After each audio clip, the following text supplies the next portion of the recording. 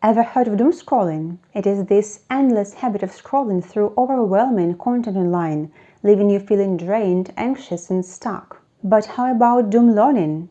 I guess there is no official term for this yet, but the behavior is real, and it's holding back your progress in learning English. Doom learning, as I see it, is when you consume a mountain of English lessons, vocabulary lists, grammar tips, and videos, convincing yourself that it's useful because it's related to learning. But deep down you know something is off. Instead of actually practicing or applying what you have learned, you get stuck in a cycle of overloading your brain. You keep collecting and consuming, but you're not truly learning. It's like trying to drink water from a fire hose.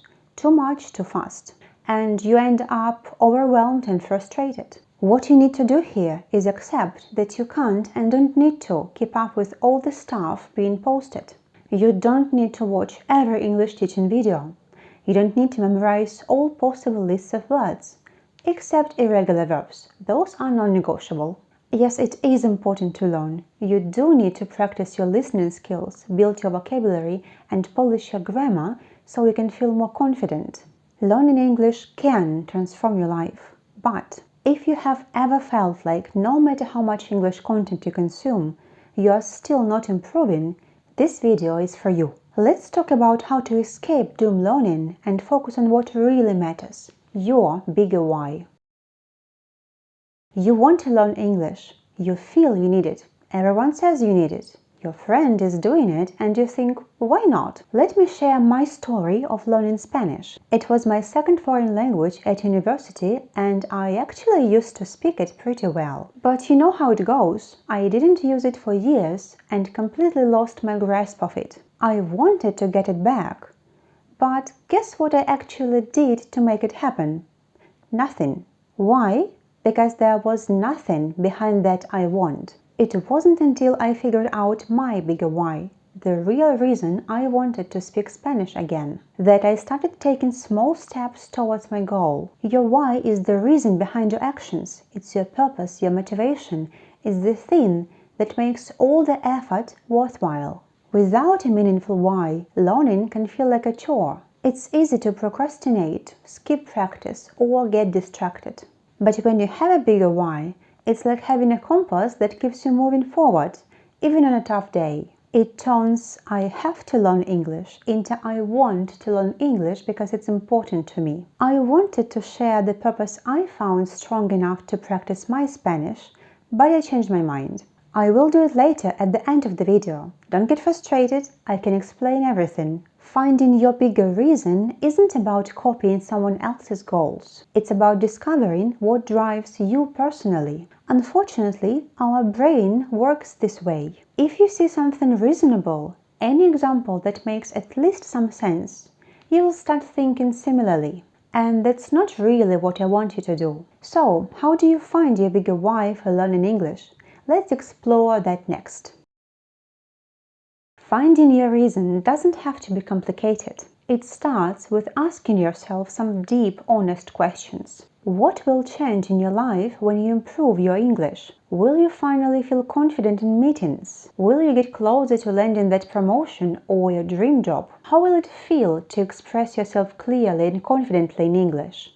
Imagine traveling without worrying about language barriers, or sharing your thoughts fluently in a conversation. What opportunities will open up for you when your English improves? Better career prospects, deeper relationships, or access to English media and culture. Why did you give up before? And what will help you stay committed this time? Reflect on past challenges. What can you do differently now to overcome them? Your why should be personal and powerful. It's not about vague goals like I need to improve or English is important. Instead, it's about you, your dreams, your goals, and the life you're working toward. For example, you may want to feel confident while presenting the ideas at work. You may want to connect with your English-speaking friends and family on a deeper level. Or you may want to pass a specific exam that will open doors to new opportunities. Your why is what makes hard days easier and keeps you moving forward when your motivation runs low. When you have a clear why, learning becomes more focused and intentional. You'll stop wasting your time on endless doom learning and will start making real progress. Here's how. You will prioritize better. You will focus on lessons and practices that will bring you closer to your goal instead of consuming random content. You will stay consistent. Your why will remind you why it's worth it, even when you don't feel like studying at all. You will celebrate progress. Each step, even a small one, will feel more rewarding because it will be a part of a bigger picture. Remember, setbacks will happen, and that's okay. Your bigger reason will help you see them as stepping stones rather than failures. If you have been stuck in a cycle of doom learning, it's time to break free. Stop focusing on consuming more and more content and start focusing on what matters most, your bigger reason. Oh, almost forgot. I promised I would share my reason behind improving my Spanish. That's so corny and weird. As it's my second foreign language, I wanted to be able to say confidently, yeah, I speak Spanish. Why? Not the greatest motivational example. But hey, we're all different and this works for me, so no judgment. Take a moment today to write down your bigger why and share it in the comments. Thank you for watching, and remember, it's not about learning everything. It's about learning what matters most to you.